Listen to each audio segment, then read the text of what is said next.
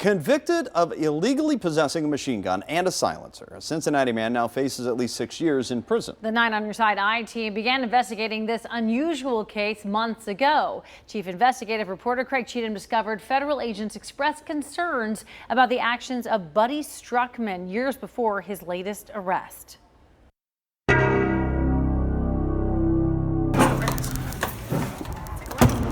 Buddy Struckman takes his first steps as a convicted felon. Mr. Struckman, can we get your reaction to the verdict? Well, I'm really sad. Last week, a Hamilton County jury convicted Struckman of illegally possessing a machine gun and silencer. He faces a mandatory minimum sentence of 6 years in prison. Ripping open bags of evidence on the witness stand. As you can see here, there's threads on both ends that make it a perfect fit. And attaching a silencer to a machine gun. Former Lockland police officer Drew Jones, who is now a City of Wyoming cop, assembled the machine gun found 3 years ago in the Lockland home where Struckman lived. So, obviously a weapon as such. Police responded to the house after receiving calls that someone fired a shot from the home. Police say Struckman barricaded himself inside. SWAT officers responded. Struckman surrendered. Police found the automatic MAC-10, the silencer, All the additional rounds from the magazines, and more than 700 rounds of ammunition. Yes, Your Honor. Struckman, who acted as his own attorney, insisted he didn't own or buy the gun and didn't know who owned it. What are the questions in reference to? 2 weeks ago, after the second day of court, we approached him about a different case, one that unfolded on this bridge on the U.S.-Canada border, connecting Detroit to Windsor, Ontario. It happened near the Canadian border years ago. Oh, that's awful. What happened? Well, it appears that the government took some of your money. Oh, that's the thing. Can you talk about that? I don't really have any idea what you're talking about. We're talking about what happened to Struckman on June 21st, 2011.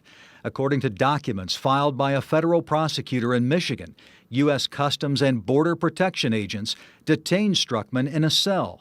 FBI and Homeland Security agents interviewed him. Agents found ammunition in his car and terrorist propaganda videos on his cell phone. I asked Struckman for more details. And I kind of look in your eyes here as you stand, and I kind of wonder, I'm like, well, wonder what he wants to know that for. Struckman wasn't accused of committing a crime, but federal agents were concerned that he had failed to declare $16,000 in cash he attempted to bring into Canada.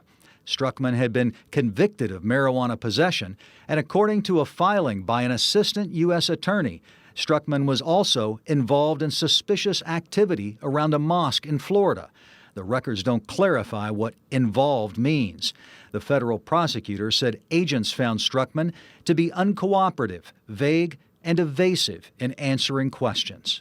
Does it bother your comfort level hearing these things, people talk things bad about me? Does that bother your comfort level? Agents released Struckman, and after he filed a detailed claim for the money, he got all of his cash back.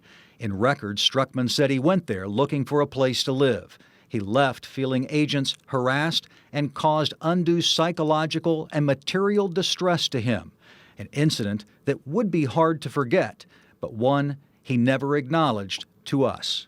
Now, I can't look inside your heart and tell you what your intention is.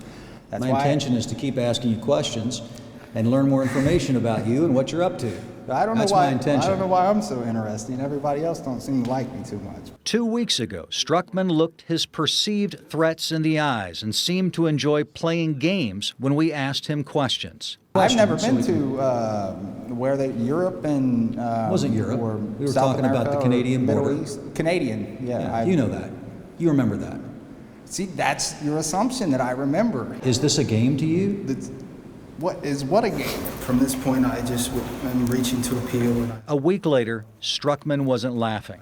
After his 2 felony convictions, facing a mandatory minimum sentence of 6 years in prison, he kept his head down and never looked up.